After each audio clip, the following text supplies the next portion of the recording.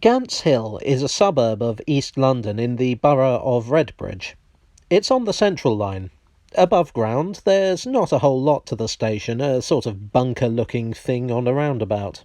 But when you enter the subway and go down the escalator, you'll see that there's a lot more to this station than meets the eye. So what's the story? How did this unassuming Zone 4 suburb wind up with such a grand station?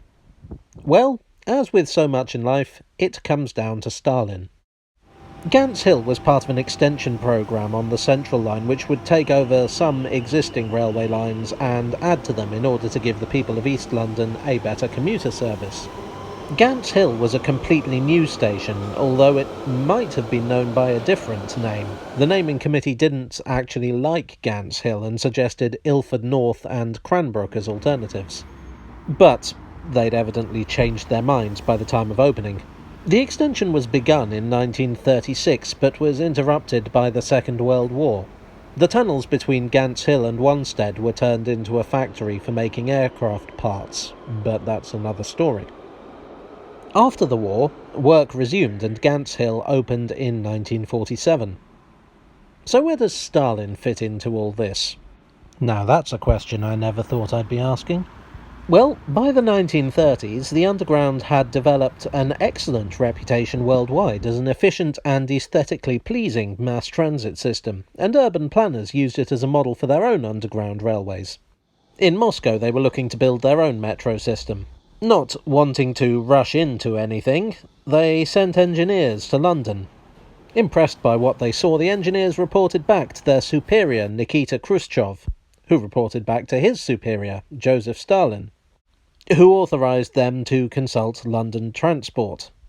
Their favourite station was Piccadilly Circus. Frank Pick, the general manager, and Charles Holden, the company architect, were brought on board. The end result was a truly magnificent subway system. Stalin was so pleased that not only did he not have Pick shot in a fit of paranoid rage, but he awarded him with an honorary badge of merit for his services. And while Moscow learned a lot from London, London picked up one or two ideas from Moscow. Based on the Londoners' recommendations, the Muscovites came up with a number of stations that consisted of two platforms with a vaulted central space between them, supported on pillars. This open-plan station design was designed for maximum flow of people. London Transport decided it might be worth trying something like that on their own network. One story goes that Charles Holden designed the station in tribute to the Soviet Union for their role in the Second World War, but I suspect there was a more practical purpose to it. The Underground had become massively overcrowded in the years leading up to the war, and there were plans to expand even further, so perhaps this was an experiment to see whether this would be the way forward for future stations. Gants Hill perhaps wasn't the best site for such an experiment, not exactly being the busiest of stations, but money was tight. It wasn't like they could rebuild, say, the aforementioned Piccadilly Circus. The experiment doesn't seem to have been repeated elsewhere. Subsequent stations mostly followed the conventional format.